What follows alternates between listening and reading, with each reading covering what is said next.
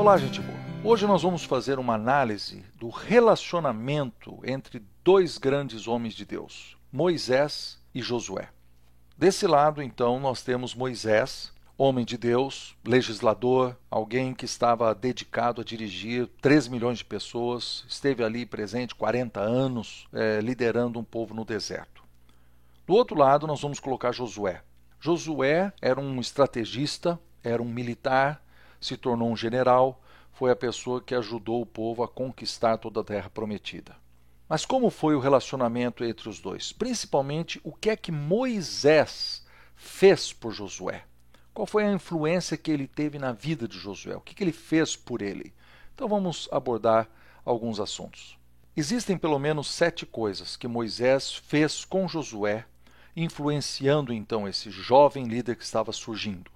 Em Êxodo capítulo 24, versículo 13, diz que Josué era servo de Moisés, o servidor de Moisés. O que isso mostra? Proximidade. Uma aprendizagem que não era formal, uma aprendizagem informal, por estar perto, por conviver. Eu imagino que Moisés resolvia um caso difícil e logo depois que a pessoa saía, ele virava para Josué e dizia: tá vendo esse assunto aí que foi difícil? A pessoa não aprendeu a seguir o princípio X ou Y. Ou seja, havia uma aprendizagem, uma proximidade.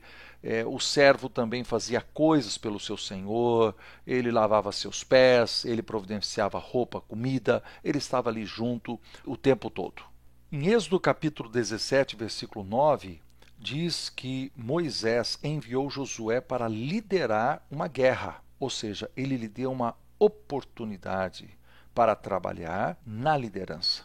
Em Êxodo capítulo 17, versículo 14, quando ele voltou da guerra, Moisés escreveu um livro e depois ele passou esse livro para Josué. Nós não sabemos se ele passou obrigando Josué a ler ou Josué a copiar. Mas a verdade é que havia um livro, eu acho isso muito importante.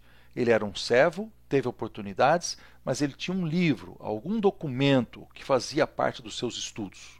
Em Êxodo capítulo 24, versículo 13, quando Moisés subiu ao monte para receber os 10 mandamentos, ele levou consigo a Josué. Ou seja, ele lhe deu a oportunidade de ter uma experiência, de viver uma experiência.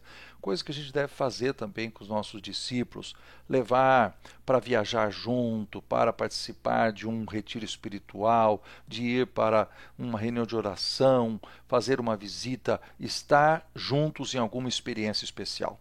Em Êxodo 32, versículo 17, diz que Moisés precisou corrigir Josué. Como vocês sabem, a vida não é só feita de alegrias e no processo de discipulado nós precisamos também mostrar aquilo que está errado.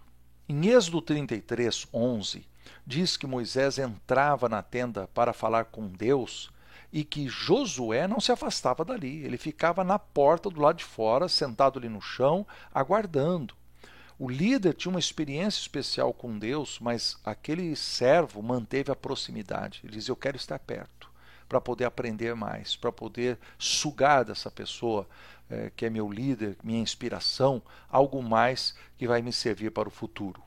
E por fim, em Números 13, 16, diz que Moisés enviou Josué naquela missão de ser um dos 12 espias que iria então olhar a terra prometida. Era uma missão importante porque quando ele voltasse, o povo todo deveria tomar uma decisão a partir das informações que ele conseguiria.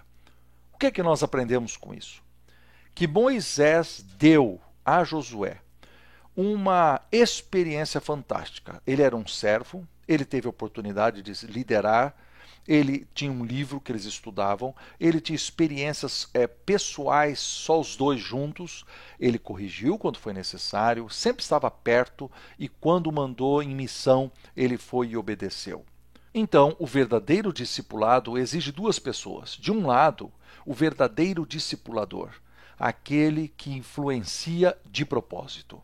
E do outro lado, o verdadeiro discípulo, aquele que é ensinável, que tem discipulidade, alguém que arrebata para si tudo aquilo que está à sua disposição e usa isso para o seu crescimento.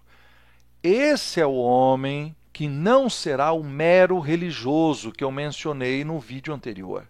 Ele nunca será a pessoa da mera religiosidade. Não, porque ele tem transformação verdadeira dentro de si. Ele tem o coração sendo transformado. Tchau, gente boa. A gente se vê aí numa próxima lição de guardanapo.